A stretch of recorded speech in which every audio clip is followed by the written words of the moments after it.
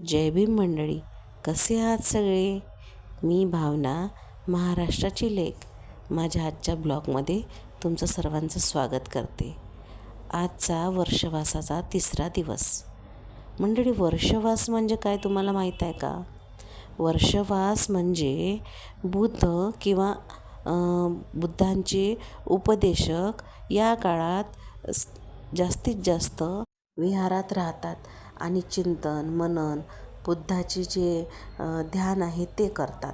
आणि या 3 महिन्यात बुद्धाला मानणारे लोक, बुद्धाला जपणारे लोक, बुद्धाच्या धम्माला अनुसरणारे लोक उपोषित किंवा वर्षवास करतात.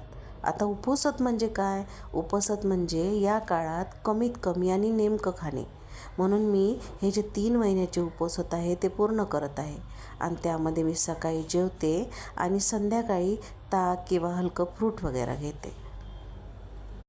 चला असो, कालच्या ब्लॉगमध्ये सांगितल्याप्रमाणे माझ्या 2 मुलींमध्ये इतकं अंतर का आहे ते मी आज तुम्हाला सांगते.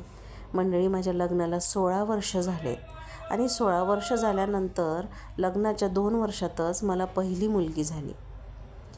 त्यानंतर मुलगी आमची जेव्हा 2 किंवा 3 वर्षाची होती तेव्हापासून आम्ही दुसऱ्या बाळासाठी खूप प्रयत्न केले.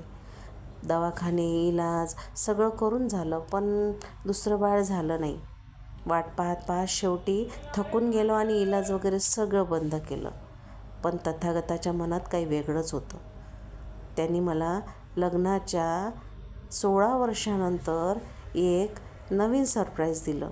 ते म्हणजे माझी लहान मुलगी माझे काही औषधं उपचार न करता झाली. चला, बाय बाय, गुड नाईट. भेटू पुढच्या ब्लॉगमध्ये. भवतु सब्बा मंगलम.